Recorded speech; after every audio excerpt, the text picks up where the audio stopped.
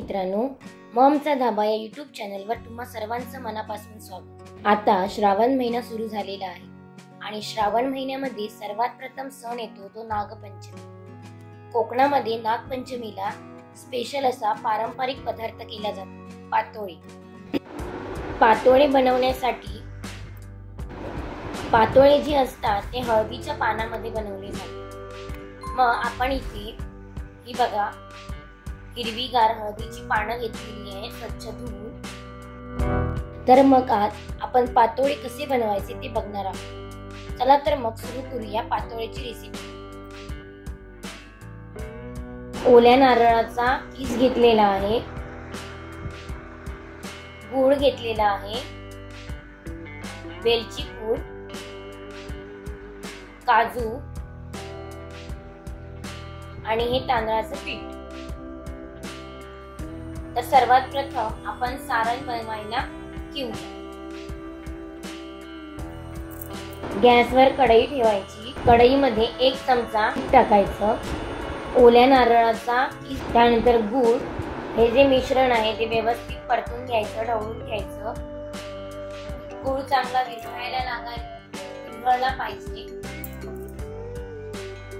गूळ चांगला विरघळल्यानंतर त्यामध्ये वेलची पूड आणि काजू घालायचे। बघा आपलं सारण तयार झालेलं आहे। आता आपण पीठ मळायला सुरुवात करूया। इथे तांदळाचं पीठ घेतलेलं आहे 3 वाटी।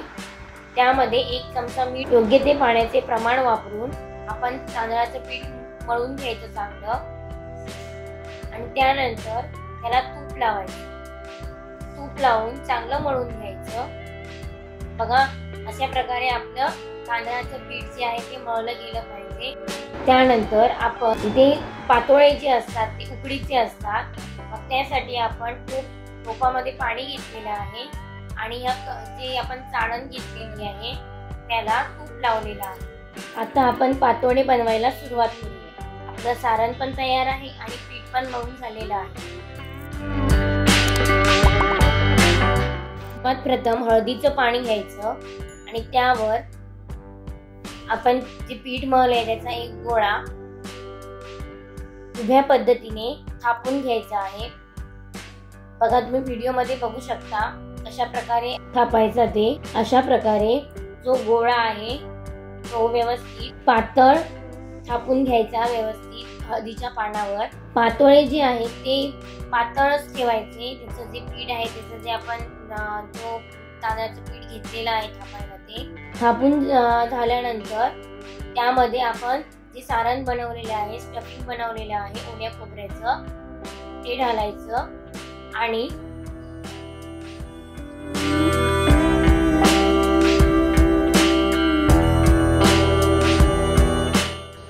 जे पान आहे हळदीचे दुमडून घ्यायचं अशा प्रकारे बघा घट्ट साईडने जे आहे ते दाबायचं आहे, जेणेकरून आपलं जे सारण आहे ते बाहेर पडता कामा नये।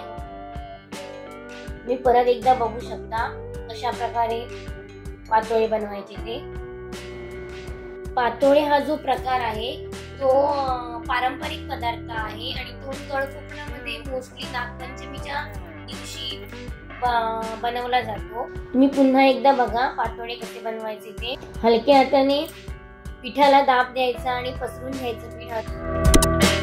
आता इथे आपल्या टोपामध्ये पाणी उकळलेलं आहे। आता त्यावर चाळण ठेवायची आहे। बघा आपले पातोळे सगळे हळदीच्या पानातले रेडी आहे। आता हे त्या चाळणीमध्ये ठेवायचे आहे। एक एक करून सगळे पातोळे चाळणीमध्ये ठेवायचे आणि ही चाळण जी आहे ती टोपावर ठेवायची, त्यावर झाकण ठेवायचे।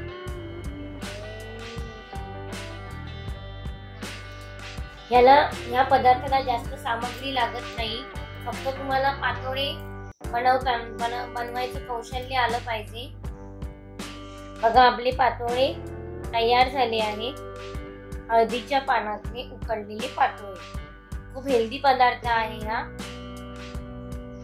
ऑइली नाहीये।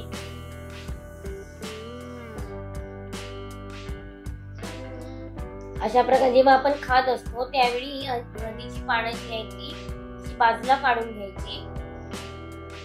बघा इझिली पानं येत आहे, म्हणजे आपले पातोळे जे आहे ते व्यवस्थित उकडलेले आहेत. तूप टाकायचं वरती आणि दुधासोबत हे पातोळे खायचे आहेत.